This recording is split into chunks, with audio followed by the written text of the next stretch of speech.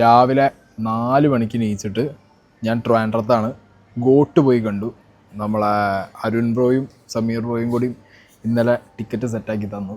കാരണം മലപ്പുറത്താണെന്നുണ്ടെങ്കിൽ നമുക്ക് ടിക്കറ്റ് സീനില്ല, തിരുവനന്തപുരം ആകുമ്പോൾ സാധനം ഫുള്ളായി കഴിഞ്ഞടേ. അപ്പോൾ എന്താണെങ്കിലും തിയേറ്ററിൽ രാവിലെ 3:35 എത്തില്ല, നമ്മൾ 3:40 എത്തി. അപ്പോൾ ആരെ തിരക്കാണ്, ഫാൻ ഷോ ആയിരുന്നു. So got greatest of all time. അപ്പം ട്രെയിലർ കണ്ടപ്പോൾ തന്നെ ഞാൻ പറഞ്ഞിട്ടുണ്ടായിരുന്നു, എനിക്ക് വലിയൊരു എക്സ്പെക്റ്റേഷൻ ഇല്ല ഈ സിനിമയ്ക്ക്. കാരണം ട്രെയിലറിൽ തന്നെ എനിക്ക് അത്ര ഒരു ഇമ്പ്രസീവായിട്ട് തോന്നിയിട്ടുണ്ടായില്ല. ബട്ട് സ്റ്റിൽ വിജയ്, തലപതി വിജയ് ഒരു ബ്രാൻഡാണ്. ഓക്കെ, അങ്ങേരുടെ ഒരു സ്ക്രീൻ പ്രസൻസും അങ്ങേരുടെ ഒരു സ്വാഗും കൈൻഡ് ഓഫ് ഒരു വിജയിസം ഉണ്ടല്ലോ, ആ സാധനം ഞാൻ എപ്പോഴും ഇഷ്ടപ്പെടുന്ന ഒരു മനുഷ്യനാണ്. സോ ഗോട്ട് എനിക്ക് ആ ഒരു എക്സ്പെക്റ്റേഷൻ എവിടേക്കോ തന്നിട്ടുണ്ടായിരുന്നു. ആൻഡ് ലൈക്ക് വെങ്കട് പ്രഭു എന്നുള്ളൊരു പേര് തന്നെ അത് വേറൊരു കൈൻഡ് ഓഫ് ഓക്കെ. ഇനിയിപ്പോൾ ട്രെയിലർ ഇങ്ങനെയാണെങ്കിലും പടം പൊളിക്കും അല്ലെങ്കിൽ പടം എന്തെങ്കിലുമൊക്കെ ഉണ്ടാവും എന്നുള്ള രീതിക്കായിരുന്നു. പടത്തിൻ്റെ ഫസ്റ്റ് ഹാഫ് ലിറ്ററലി ഞാൻ ഡിസപ്പോയിൻറ്റഡാണ്. ഇനിയിപ്പോൾ ഇതിൽ ഫാൻസ് ഒന്ന് തെറി വിളിച്ചാലും എനിക്ക് വലിയ സീനൊന്നുമില്ല. എനിക്ക് പടത്തിൻ്റെ ഫസ്റ്റ് ഹാഫ് ഒട്ടും ഡൈജസ്റ്റ് ആയിട്ടില്ല. ഈവൺ ലൈക്ക് ഒരു ഹീറോ മെറ്റീരിയൽ, ലൈക്ക് ഇത്രയും വലിയൊരു ഹീറോ, ഇന്ത്യയിൽ തന്നെ അത് one of the greatest hero, ഏറ്റവും ഫാൻ ഫോളോയിങ് ഉള്ള ഹീറോനെ നേരെ കൊണ്ടുവന്ന് ആ പടത്തിൽ ആ ഇൻട്രൊഡക്ഷൻ സീന് തന്നെ, അതിൽ ആ ഓപ്പണിങ് സീൻ, ആ ഹീറോൻ്റെ ആ ഒരു പ്ലോട്ട്, ആ ഒരു ഓപ്പണിങ് സീന് ഡിസാസ്റ്ററായിരുന്നു, ഭയങ്കര ഡിസാസ്റ്ററായിരുന്നു. ബിക്കോസ് വിജയ്കാന്ത്, നമ്മളെ ക്യാപ്റ്റൻ വിജയ്കാന്ത് സാറിൻ്റെ ആ ഒരു ഒക്കെ വെച്ചിട്ടുള്ള സാധനത്തിൻ്റെ ഇടയിലാണ് ലൈക്ക് എന്താ പറയുക, എനിക്ക് അവിടെയാണ് ഇത് സാധനം മിസ്സായത്. ഓക്കെ, അതെനിക്ക് ഈ സിനിമയിൽ ഏറ്റവും വലിയൊരു ഡ്രോബാക്ക് അതാണ്. ഈ വെച്ചിട്ട് കുറേ ഗ്രാഫിക്സ് ആണോ ആണോ എന്താണ് അവർ ഉദ്ദേശിച്ചതെന്ന് അറിയില്ല, പല സ്ഥലങ്ങളിലും ആ സാധനം വോയിസിൽ ക്രിഞ്ച് ഫെസ്റ്റായിരുന്നു ആ സാധനം. ഇതിലും നല്ലത് ഞാൻ പറയുന്നത് മറ്റേ ചുട്ടി ടി വിയിൽ വരില്ലേ കോമഡി, മറ്റേ കുട്ടികളുടെ സാധനം cartoon, that was way much better. ഒന്നില്ലെങ്കിൽ ഈ സാധനം പ്രോപ്പറായിട്ട് ചെയ്യണം, അല്ലെങ്കിൽ ചെയ്യാതിരിക്കണം. ഇപ്പം കൽക്കി കണ്ട സമയത്ത് ഓക്കെ, ഞാൻ ഒരിക്കലും ബഡ്ജറ്റിൻ്റെ കാര്യം അങ്ങനെ കമ്പയർ ചെയ്ത് വെച്ചിട്ടല്ലോ പറയുന്നത്, ഒന്നില്ലെങ്കിൽ ചെയ്യാതിരിക്കാം. ഇപ്പോൾ വിജയിൻ്റെ തന്നെ ദ വെരി യങ്ങർ വേർഷനൊക്കെ ഉണ്ട് ഇതിനകത്ത്. ആ യങ്ങർ വേർഷനൊക്കെ സത്യം പറഞ്ഞു കഴിഞ്ഞാൽ ഇങ്ങനെ വെച്ചിട്ട് ഒരു അവിയൽ പരുവത്തിൽ എടുക്കുന്നത്. കാരണം ഇപ്പോഴും ഇതിൻ്റെ ഒരു നല്ല പ്രൊഡക്റ്റ്, അതായത് ചെറിയ കോസ്റ്റിന് വലിയ പ്രൊഡക്റ്റ് കിട്ടാൻ അവൈലബിൾ അല്ല തോന്നുന്നു. ഇതൊരുമാതിരി തട്ടുകൂട്ട് മറ്റേ മീഷോന്ന് മേടിച്ച വിജയിൻ്റെ ഏറ്റവും ലോവസ്റ്റ് വേർഷനെ കൊടുന്ന് വെച്ച പോലെ എനിക്ക് പേഴ്സണലി തോന്നി. ഞാൻ ഈ മറ്റേ 2 വിജയിനല്ല പറയുന്നത്, അതിലും കുറഞ്ഞ പേജ് കുറഞ്ഞൊരു വിജയിനെതിരെ കാണിക്കുന്നുണ്ട്. അത് ശരിക്കും മീഷോന്ന് മേടിച്ച വിജയിൻ്റെ ചെറുപ്പമായിരുന്നു. അത് ശരിക്കും ഒരു യങ് ടാലൻറ്റഡ് ആർട്ടിസ്റ്റ് എത്രയോ പേരുണ്ട് അല്ലേ, യങ് ആയിട്ട് കിട്ടും, അവരൊക്കെ വെച്ച് എടുത്താൽ മതി. ഇതിപ്പോൾ വരുന്ന സിനിമയിലൊക്കെ സംഭവിക്കാൻ പോണത് അങ്ങനെ യങ് ടാലൻറ്റഡ് ആയിട്ടുള്ള ആളുകൾ ഇഷ്ടം പോലെ ഉണ്ട്. വിജയിൻ്റെ ഇപ്പോൾ ഈ എയും ഗ്രാഫിക്സൊക്കെ വരുന്നതിന് മുമ്പും ഈ ചെറുപ്പകാലം ചെയ്തിട്ടുള്ള പലരും ഫിഡിലായിട്ട് ആക്സെപ്റ്റൻസി വന്നിട്ടുമുണ്ട്. ഇതൊരു വല്ലാത്ത എക്സ്പെരിമെൻ്റ് ആയിപ്പോയി, കാശില്ലാത്തപ്പോൾ പോയി എക്സ്പെരിമെൻ്റ് ചെയ്ത അവസ്ഥ പോലെ എനിക്ക് തോന്നി. വെങ്കട് പ്രഭു ആ ഒരു സാധനം അതിൻ്റെ ഒരു ആവശ്യം ഉണ്ടായിരുന്നില്ല. പിന്നെ എനിക്ക് ഈ സിനിമയിൽ ഭയങ്കര ഇഷ്ടപ്പെട്ടത് പ്രശാന്ത്, പ്രഭുദേവ, വിജയ്, ഇവരുടെ ഒരു കോംബോ ഭയങ്കര രസം. അജ്മൽ, ഇവരുടെ ഒരു കോംബോ ഭയങ്കര രസമായിരുന്നു. അതെനിക്ക് ഭയങ്കരമായിട്ട് വർക്കൗട്ട്. അവരുടെ ആ ഒരു ഫ്രണ്ട്സ് സാധനം അത് ഭയങ്കരമായിട്ട് ഫസ്റ്റ് ഹാഫിൽ ഭയങ്കര വൈബുള്ള ഒരു സാധനമായിരുന്നു. പിന്നെ സിനിമേൻ്റെ കഥയ്ക്ക് വരുമ്പോഴത്തേക്കും as usual special anti terrorist squad സ്വാറ്റ്, ഓക്കെ സ്വാറ്റ് മറ്റത് സാറ്റ്സ്. അപ്പോൾ ടെററിസം, പക്ഷേ ഇതിനകത്ത് അതിനെ ലൈക്ക് എനിക്കറിയില്ല വില്ലൻ എന്ത് കൈൻഡ് ഓഫ് ടെററിസം ചെയ്തതെന്നോ അല്ലെങ്കിൽ വില്ലൻ്റെ ടെററിസത്തിനെ കുറിച്ചിട്ടോ ഒന്നും എൻ്റയർ സിനിമയിൽ പറഞ്ഞിട്ടില്ല. ഓക്കെ, ഞാൻ അങ്ങനെ വിചാരിച്ചത് എന്തോന്നടേ അത് പറയാഞ്ഞെന്നുള്ളത്, പിന്നെ എന്തിനാണ് ഇങ്ങനെ ഒരു ഗ്യാങ് എന്നുള്ളത്. എന്താണെങ്കിലും അത് ബേസ് ചെയ്തിട്ടുള്ളൊരു സാധനമാണ് എന്താണെങ്കിലും ഈ എൻ്റയർ സിനിമയുടെ ഒരു പ്ലോട്ട് വരുന്നത്. പിന്നെ ഏറ്റവും കൂടുതൽ എല്ലാവരും വെയിറ്റ് ചെയ്തിരുന്ന young Vijay and this father Vijay സാധനം, അത് നിങ്ങൾ തിയേറ്ററിൽ തന്നെ പോയി കാണണം. ബിക്കോസ് അതിൽ പല മാരകമായിട്ടുള്ള ട്വിസ്റ്റോ സാധനങ്ങളോ ഒന്നും ഇല്ല. ഓക്കെ, നമുക്ക് കുറച്ച് എക്സ്പെക്റ്റ് ചെയ്താൽ തന്നെ സംഗതി എന്താണെന്നുള്ളത് പിടുത്തം കിട്ടും. അപ്പോൾ ഒരു മേജർ ട്വിസ്റ്റ് വരുന്നത് സെക്കൻഡ് ഹാഫ്. എനിക്ക് ഭയങ്കര ഇഷ്ടപ്പെട്ടത് ഇതിൻ്റെ സെക്കൻഡ് ഹാഫാണ്. Second half was like way much better. Second half ഭയങ്കര എൻഗേജിങ് ആയിരുന്നു. സെക്കൻഡ് ഹാഫ് ഭയങ്കര ലൈക്ക് ഒരു ട്വിസ്റ്റ് ഇതിനകത്ത് ഓക്കെ അങ്ങനെ കിട്ടി. പക്ഷെ ആ ട്വിസ്റ്റ് നടന്ന് ആ ട്വിസ്റ്റിൽ ഇൻവോൾവ് ആയ ആളെ ടിഷ്യൂ പേപ്പർ ചുരുട്ടി കളയണോ അവർ സെക്കൻഡ് ഹാഫിൻ്റെ ലാസ്റ്റിലേക്ക് ചുരുട്ടി കളഞ്ഞു. പിന്നെ നോക്കിയിട്ട് കാര്യമില്ല, വില്ലനും ഹീറോവും ഒക്കെ ഒരാളാകുമ്പോൾ പിന്നെ ഈ സിനിമയ്ക്കകത്ത് വേറെ വില്ലന്മാർക്ക് സ്കോപ്പില്ലല്ലോ. അപ്പോൾ പിന്നെ അതങ്ങനെ ആ ഭാഗമാണ് പോയി കിട്ടി.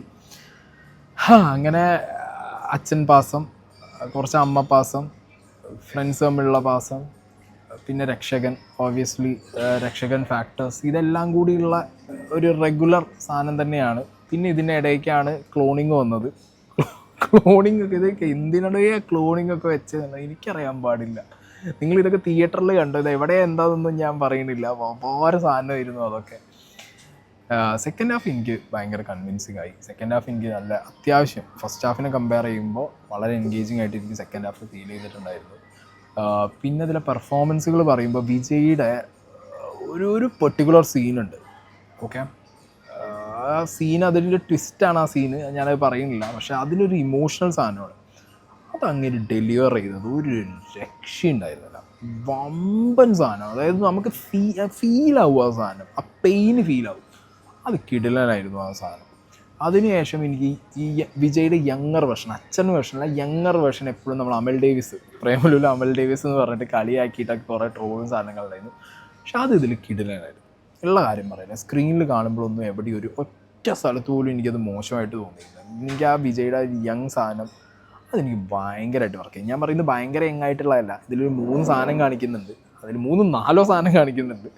പക്ഷെ അതിൽ മെയിനായിട്ടുള്ള അച്ഛൻ മകൻ ഇളയ ദളപതി സാധനം, അതിൽ ഇളയ ദളപതി സാധനം അത് ഭയങ്കര രസമുണ്ടായിരുന്നു സ്ക്രീനിൽ. ഭയങ്കര രസം എന്ന് പറഞ്ഞു കഴിഞ്ഞാൽ അത് ബ്യൂട്ടിഫുൾ ആയിരുന്നു. പഴയ ഒരു വിജയിൻ്റെ ഭയങ്കര രസം ഉണ്ടായിരുന്നു അത് കാണാൻ. അത് ഞാൻ ഇഷ്ടപ്പെട്ടു. വിജയിൻ്റെ പെർഫോമൻസ് ഒന്നും പറയാനില്ല, ടോപ്പ് നോച്ചാണ്. അങ്ങേർക്ക് കിട്ടിയത് അങ്ങേര് പെർഫോം ചെയ്യും. ആകെ ഇനി ഞാൻ അങ്ങനെ ആലോചിച്ചെന്താണെന്ന് വെച്ച് കഴിഞ്ഞാൽ, ഇത്ര വലിയൊരു ലെജൻഡ്, ഇത്രയും എന്താ പറയുക കാര്യങ്ങൾ അറിയുന്ന, അല്ലെങ്കിൽ ഇൻഡസ്ട്രിയിൽ ഇത്രയും കാലമായിട്ട് കഥകളൊക്കെ കേട്ട് അഭിനയിക്കുന്ന ഒരാൾക്ക് ഒരു കഥ കേൾക്കുന്ന സമയത്ത് ഇതിൻ്റെ ലെങ്ത്ത് കൂടുന്നതോ അല്ലെങ്കിൽ ഇതിനകത്ത് അൺവാണ്ടഡ് ആയിട്ടുള്ള എലമെൻസ് ഉള്ളൂ. അപ്പോൾ പിന്നെ നടൻ കയറി ഡയറക്ടറിൽ ഇടപെട്ടു എന്നുള്ള സാധനം വരുമോ എന്നുള്ളത് അറിഞ്ഞിട്ടാണോ എനിക്ക് അറിയാൻ പാടില്ല. എന്താണെങ്കിലും കുറച്ചൊക്കെ എന്താ പറയുക, ഈ ഫാൻസിന് വേണ്ടിയുള്ള സാധനങ്ങളൊക്കെ ഒന്ന് മാറ്റി വെച്ചെടുത്തിരുന്നു എന്നുണ്ടെങ്കിൽ ഈ പടം ഒന്നും കൂടി വേ മച്ച് ബെറ്റർ ആയിരുന്നു. എന്താണെങ്കിലും എനിക്ക് വിജയിൻ്റെ പെർഫോമൻസ് ഭയങ്കര ഇഷ്ടമായി. എനിക്ക് ഒരു പക്ഷേ വിജയിൻ്റെ പെർഫോമൻസിനേക്കാൾ കൂടുതൽ ഞാൻ എൻജോയ് ചെയ്തത് പ്രശാന്ത് സാറിൻ്റെ പെർഫോമൻസാണ്. എനിക്ക് ഭയങ്കര ഇഷ്ടമായി പ്രശാന്ത് സാറിൻ്റെ പെർഫോമൻസ്. അത് ആ ഒരു ബോണ്ടിൽ തന്നെ അങ്ങേര് നല്ല കിടിലനായിട്ട് പെർഫോം ചെയ്തു.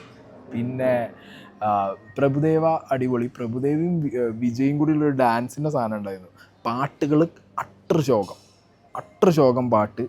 ഭയങ്കര എന്താ പറയുക, ചില പോർഷനിലൊക്കെ BGM ഭയങ്കരമായിട്ട് ആവശ്യമുള്ളൂ, അല്ലെങ്കിൽ ഭയങ്കര ഹൈ കയറ്റിയടിക്കുന്നുണ്ട്. ഇപ്പോൾ അനിരുദ്ധ് വെച്ചൊരു ബെഞ്ച് മാർക്ക് ഉണ്ട് ഇപ്പോൾ, ഓക്കെ, കറൻ്റ്ലി ആ സാധനത്തേക്ക് പിടിക്കാൻ പറ്റിയിട്ടില്ല. യുവൻ ശങ്കർ രാജയ്ക്ക് ആ സാധനം പിടിക്കാനേ പറ്റില്ല. പക്ഷേ എവിടേക്കോ ഈ അനിരുദ്ധ് സാധനങ്ങൾ അങ്ങേര് പഴയ പാട്ടൊക്കെ വെച്ച് ട്രൈ ചെയ്തിട്ടുണ്ടായിരുന്നു. അതൊന്നും വർക്കൗട്ടായില്ല. എനിക്ക് പേഴ്സണലി ഇതൊന്നും വർക്കൗട്ടായില്ല. പിന്നെ ഈ പറഞ്ഞതിൽ ഒരു പാട്ടും എനിക്ക് പേഴ്സണലി വർക്കൗട്ടായി. പക്ഷേ ഡാൻസ് ഭയങ്കര രസമുണ്ടായിരുന്നു. അതിനിടയിൽ വേറെ തൃഷ വന്നിട്ടുള്ളൊരു ഡാൻസ് ഉണ്ടായിരുന്നു, അതും അടിപൊളിയായിരുന്നു. അതും എനിക്ക് പേഴ്സണലി ആ ഒരു കോംബോ ഇഷ്ടപ്പെടുന്നതുകൊണ്ട്, സ്ക്രീനിൽ അത് രസമായതുകൊണ്ട് അങ്ങനെ പറ്റിയല്ല. പാട്ട് നമുക്ക് ഒട്ടും എവിടെയും നമുക്കൊരു സാധനം ഹുക്ക് ചെയ്ത് നിൽക്കുന്ന സാധനം ഇല്ല. ഓക്കെ, പിന്നെ BGM ചില സമയത്തൊക്കെ അത്യാവശ്യം എവിടെയെങ്കിലും ഹൈ നിൽക്കേണ്ടടത്തൊന്നും BGM ഇല്ല. വളരെ പ്ലെയിനായിട്ട് അങ്ങനെ അങ്ങോട്ട് പോയി കിട്ടിയ സംഗതി. അതുകൊണ്ട് ആ സ്ഥലങ്ങൾ ഓക്കെ, ഒരു അനിരുദ്ധ് മാജിക്കൊന്നും യുവൻ ശങ്കർ രാജയ്ക്ക് ഇതിൽ ചെയ്യാൻ പറ്റിയിട്ടില്ല. ഓക്കെ, അതൊരു മേജർ മിസ്സിങ് ആണ് ഈ സിനിമയുടെ. മേജർ മിസ്സിങ് എന്നേ ഞാൻ പറയുള്ളൂ ഈ സിനിമയ്ക്ക്. അതൊക്കെ പിന്നെ ഇതിൽ പെർഫോമൻസ് വൈസ് നോക്കുന്നത് Prabhudeva decent performance. Sneha was like എന്താ പറയുക, സ്നേഹയുടെ ചില സീനിലുള്ള കരച്ചിലൊക്കെ ഒരുമാതിരി ശോകക്കുളം എന്ന് പറഞ്ഞു കഴിഞ്ഞാൽ ഭയങ്കര എന്തോന്നാണ് ഇവർ കാണിക്കുക, അങ്ങനെ തോന്നിപ്പോയി ചില സമയത്ത്. ഒട്ടും കൺവിൻസിങ് ആയില്ല എനിക്കത്. പിന്നെ പറയാം നമ്മുടെ ജയറാമേട്ടൻ. എൻ്റെ പൊന്നെ, ഇങ്ങേര് മലയാളത്തിൽ നിന്ന് തമിഴ് പോയിട്ട് ഇപ്പോഴും മലയാളം കറന്നിട്ട് തന്നെയാണോ തമിഴ് പറയുന്നത്? എത്ര കാലമായി അങ്ങേര് തമിഴ്നാട്ടിൽ?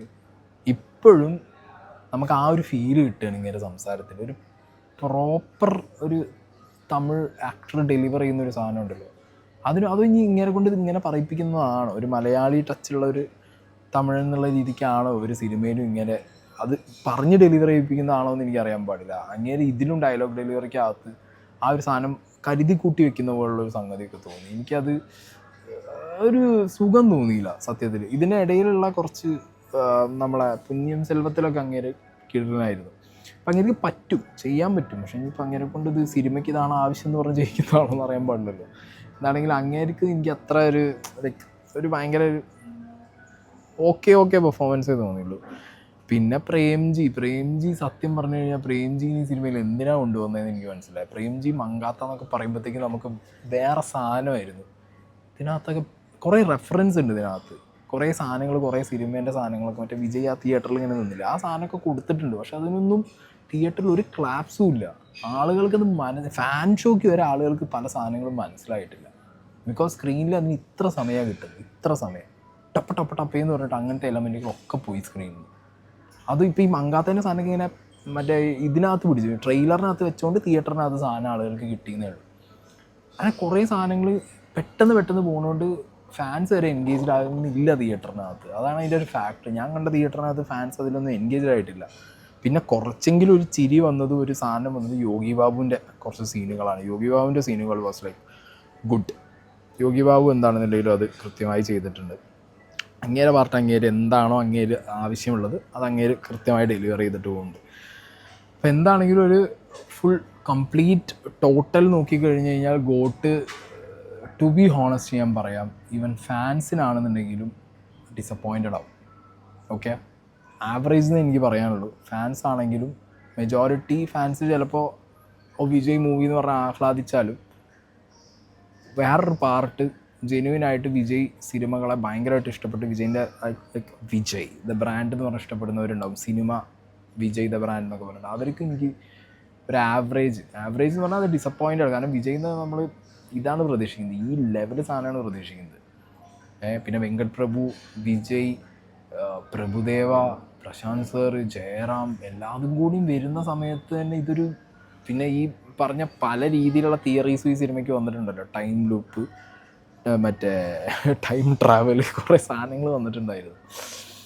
ഇതൊന്നും ഇല്ലാതെ ഇത് റിവെഞ്ച് അടി പാസം റിവെഞ്ച് അതന്നെ അങ്ങനെ പോയി കിട്ടി സാധനം. പിന്നെ വിജയുടെ മകളായിട്ട് ചെയ്തൊരു കുട്ടി അല്ലേ, ആ ഒരു രസം ഉണ്ടായിരുന്നു കേട്ടോ. അവർ ഉള്ള സീനൊക്കെ ആ കുട്ടിയും നല്ല അടിപൊളിയായിട്ട്. മീനാക്ഷി ചൗധരി വേറെ, അത് വിജയുടെ പേരാണ്.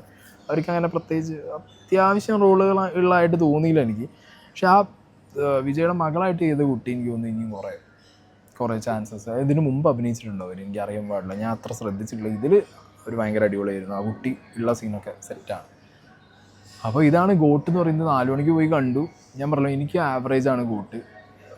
ഫാൻസ് ചിലപ്പോൾ ഈ പറഞ്ഞ പോലെ ഫാൻസിന് അങ്ങനെ വിജയ് എന്നുള്ളൊരു ആവേശത്തിൽ ഒരു 2-3 ദിവസം ഫാൻസ് ഇതാക്കുന്നല്ലാതെ സെക്കൻഡ് ഹാഫ് പിന്നെ ഫാൻസിനുള്ള എന്തൊക്കെയോ ഉണ്ട് ഫാൻസിന് ഇല്ല. സോങ്സ് അതാണ് ഒരു വിജയ് മൂവി എന്ന് പറയുമ്പോഴത്തേക്ക് അതിൽ സോങ്, ഡാൻസ്, അതിലൊക്കെ അങ്ങനെ കുറേ ഫാക്ടേഴ്സ് ഉണ്ട്. ഈവൻ ഞാൻ പറഞ്ഞില്ല, ടൈറ്റിൽ കാർഡ് കൊണ്ടുപോയി വെച്ചത് തന്നെ ഇപ്പോൾ ലിയോ കണ്ട സമയത്ത് നമ്മൾ ടൈറ്റിൽ കാർഡിൻ്റെ പൊന്നേന്ന് പറഞ്ഞിരുന്ന സമയമുണ്ട്.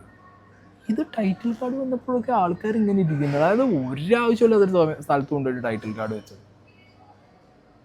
അതിന് എവിടെയോ വെങ്കട് പ്രഭുവിന് വിജയിനെ വെച്ചിട്ടൊരു എൻഗേജ്മെൻ്റ് ഉണ്ടല്ലോ, ഫാൻസുമായിട്ടുള്ളൊരു ഒരു എൻഗേജ്മെൻ്റ് ഉണ്ട്.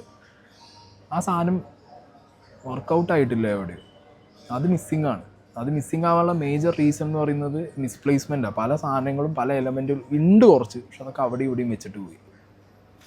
എന്താണെങ്കിലും ഒരു ആവറേജ് മൂവിയാണ് എനിക്ക് ഗോട്ട്.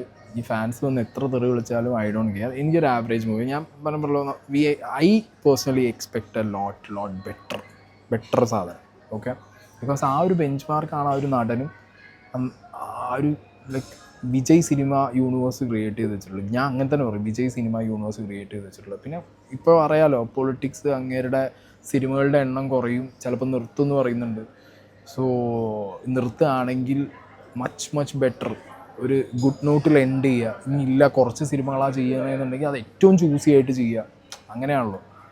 എന്തായാലും കുറച്ചേ നമുക്ക് കാണാൻ കിട്ടും അങ്ങനെ ആവരുത്. ഒരുപാട് വിജയ് എന്ന് പറഞ്ഞ ആ ഒരു നടനെ നമുക്ക് ഇനിയും കാണാൻ കിട്ടണം. ബിക്കോസ് അങ്ങനെ വേറെ ലെവലാണ്, നന്നായിട്ട് ഉപയോഗിച്ചാൽ. And got it's up to U.